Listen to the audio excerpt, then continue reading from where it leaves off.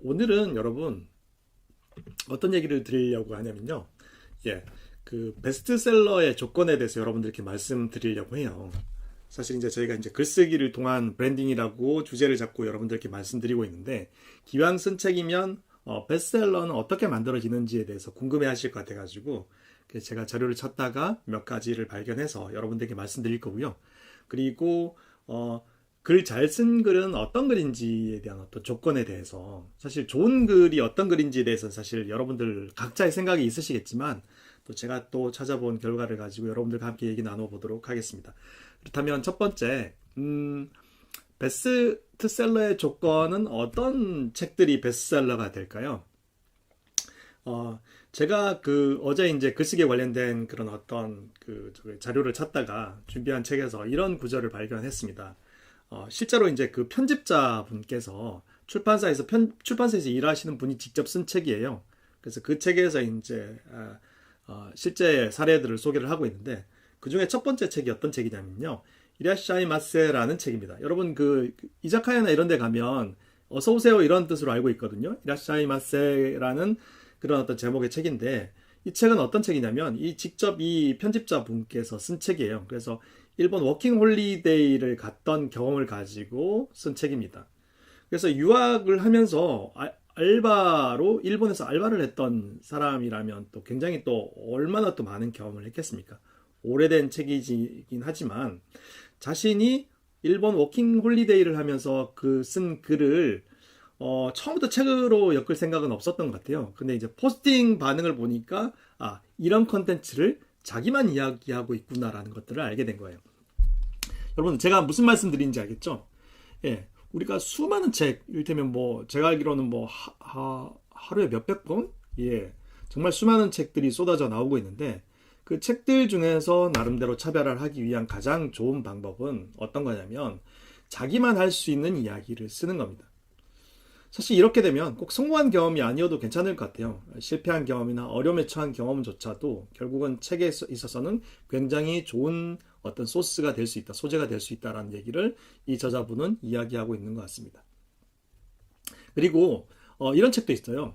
10만 부가 팔린 책인데, 아이가 태어나고 이유식을 시작할 무렵부터 남편이 소아청소년과 의사였던 모양이에요. 그래서 사실 전문적인 그런 어떤 정보를 듣고, 또 아이를 또 얼마나 사랑하겠습니까? 엄마가 자신의 아이를 위한 그런 어떤 이유식 레시피를, 그 요리 과정을 사진으로 꾸준히 블로그에 올렸대요. 그리고 그 내용을 책으로 쓴 것이죠. 이것도 아이를 키운 분이라고 하면 굉장히 관심 가질 만한 주제인데, 소아청소년과 의사인 남편의 조언을 토대로 썼기 때문에 과학적인 근거나 신뢰를 더 줄 수 있잖아요. 이런 책들이 팔린다는 거죠. 그리고 예약 판매로 초판 아마 300부가 아니라 3000부로 알고 있습니다. 제가 잘못 썼네요. 스마홈트? 죄송합니다. 이게 제가 옮기면서 이 스미홈트, 스마트 홈트는 아니겠죠? 스미홈트라는 책을 썼는데, 아이를 재우고 나서 집안일을 하고 나서 11시부터 새벽 2시까지 운동을 했다고 하네요.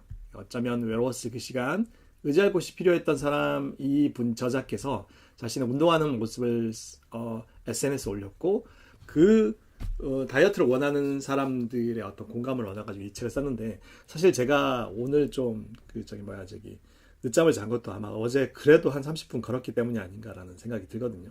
오늘부터는 또 제대로 아마 8주 동안 이제 제대로 된 그런 운동을 시작하려고 하는데, 제가 좀 더 일찍 잠자리 들어가지고 오늘 같은 일이 없도록 하겠습니다. 여러분들, 그래서 이렇게 다이어트 하면서 아마 운동 못하는 분들이 되게 많을 텐데, 저녁 11시부터 새벽 2시까지 운동했다. 이거 진짜 대단하지 않나요? 이 분이 이런 어떤 경험을 썼기 때문에, 사실 다이어트를 하는 사람들은 많겠지만 실천하는 사람들은 많지 않기 때문에 이 책이 베스트셀러가 되지 않았나 싶습니다. 그래서 여러분들 혹시 책을 쓴다는 핑계로, 스미엄토 아시는군요, 신마일님. 책을 쓴다는 핑계로 한번 새로운 것에 한번 도전해 보시면 어떨까요? 내가 평소에 하지 못했던 것들을 책을 쓴다는 전제로 매일매일 실천하는 건 그래도 조금 더 쉬워지지 않을까요? 책 쓸 거리를 만들기 위해서라도 아마 이런 어떤 책 쓰기에 좋은 소재를 여러분들 안에서 찾을 수 있을 것 같습니다. 또 하나는 이제 저도 이제 페이스북을 계속 쓰고 있는데 페이스북에 직접 글을 써요. 사실 이제 이게 또 힌트라면 힌트인데 여러분 A4지 광활한 벌판에 글 쓰는 거는 사실 저도 부담스럽습니다. 예, 아래 한글이나 워드나 넓은 모니터라도 크면 더 넓잖아요.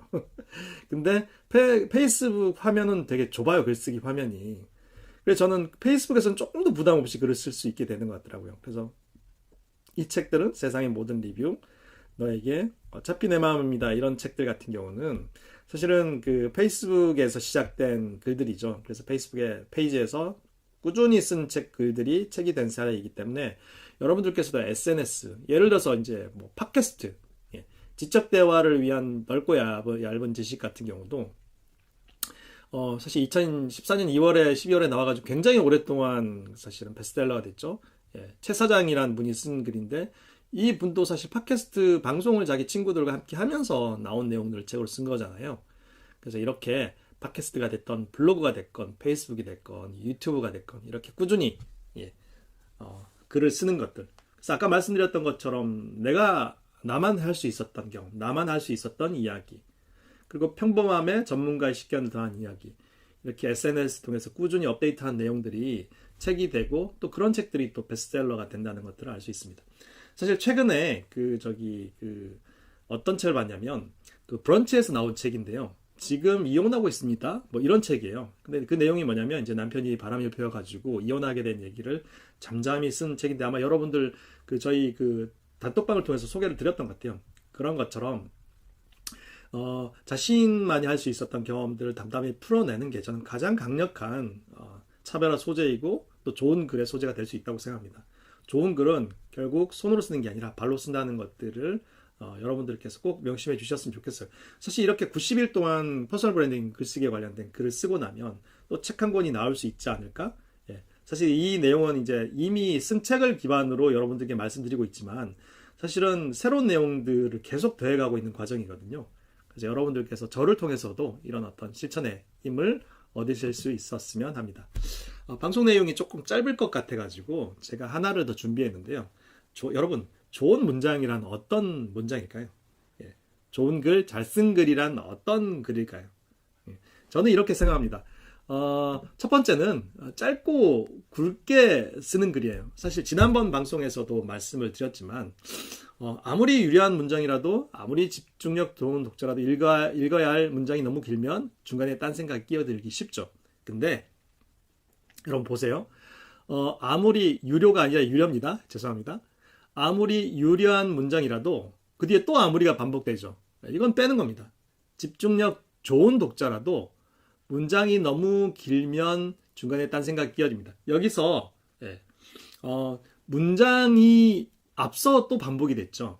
그러니까 아무리와 문장이 앞서 반복이 됐기 때문에 의미는 통합니다만 집중력 이렇게 아무리라는 말도 빼도 되고 또 문장이라는 말을 빼도 우리가 이해하는 데는 전혀 괜찮다는 얘기죠.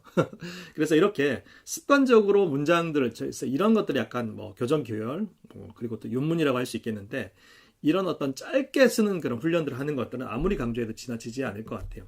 그리고 두 번째로 아까 말씀드렸던 것처럼 중복된 표현들을 많이 하는 경우가 많아요. 그래서 여기 보시는 것처럼 A에 보면 이쯤 되면 헷갈리는 것이 이곳 핀란드 사람들이 그만큼 자연 친화적인 사람들일까라는 것이다. 예. 그래서 이 B에서 보면 아이에게서 고양이가 완전히 분리될 수 있는 장소를 만들어주는 것이 좋습니다. 높은 장소나 아이가 넘을 수 없는 높이의 펜스를 쳐서 방을 분리해주는 것이 좋습니다. 시각적으로도 분리될 수 있도록 가려주는 것도 좋습니다. 여러분 이렇게 습관적으로 여러분 여기 보이시죠? 좋습니다, 좋습니다라는 말이 되게 반복되고 있습니다. 그러니까 이게 글을 쓰다 보면 저도 똑같은 표현을 같이 할 때가 많아요. 똑같은 표현을 반복해서 쓸 때가 많은데 이거는 다시 읽어보면 금방 눈에 띄거든요. 그래서 이런 것들을 제외해 주는 것도 여러분들 좋은 글쓰기의 하나의 어떤 힌트가 될 수 있지 않을까 싶습니다. 또 하나는 한 문장에서는 한 가지만 이야기하라는 겁니다. 그래서 이 문장을 보시면 제가 읽어볼게요. 저 역시 정말 미치게 운동을 하기 싫을 때도 있고 다이어트에 지치는 마음이 든 적도 있지만 전략적으로 몸을 쉬거나 내 나이에 맞게 관절을 아끼기 위해 운동을 건너뛰는 것이 아니면 게으름 때문에 운동을 길게 그만두기 무슨 말인가요 대체. 근데 이렇게 길게 쓰다 보면 주어와 수로가 사실은 찾기가 어려운 경우가 많아요. 예. 그래서 문장을 짧게 쓰는 게 읽기 위한 리듬감에도 되게 좋지만 이런 실수를 안 할 수 있습니다. 근데 필연적으로 문장이 길어지면 실수를 하게 돼요. 그래서 모호한 표현이 되고 주어 수로를 찾을 수 없는 그런 어떤 비문이 되는 거죠. 그래서 이런 가능하면 짧게 굵게 쓰고 한 문장에서는 한 가지 이야기만 해라. 예, 사실 욕심이 생기거든 글을 쓰다 보면. 그래서 한 문장 여러 내용을 하기가 쉬운데 이런 것들은 절대 기왕이면 초보인 분들은 피하시기 바랍니다. 물론 길게 잘 쓰는 분들도 있습니다. 근데 그건 약간 좀 잘 쓰는 프로의 영역이다 이렇게 생각하시면 좋겠습니다. 그리고 버릇이 생겨요. 글을 쓰다 보면. 그래서 제가 한번 읽어볼게요. 좋은 마음으로 입양하거나 구조하는 경우에도 이런 과정을 제대로 거치지 못한 경우 드물게 법적인 다툼에 휘말리는 경우가 있습니다. 한국의 경우 출산 후 바로 집으로 돌아오는 경우보다는 조리원 등에서 얼마간 머물다가 오는 경우가 많은데 이런 경우 아기와 관련된 물건, 아기 냄새가 배어있는 물건들을 천천히 집으로 가져와서 고양이에게 소개해주는 것이 좋습니다.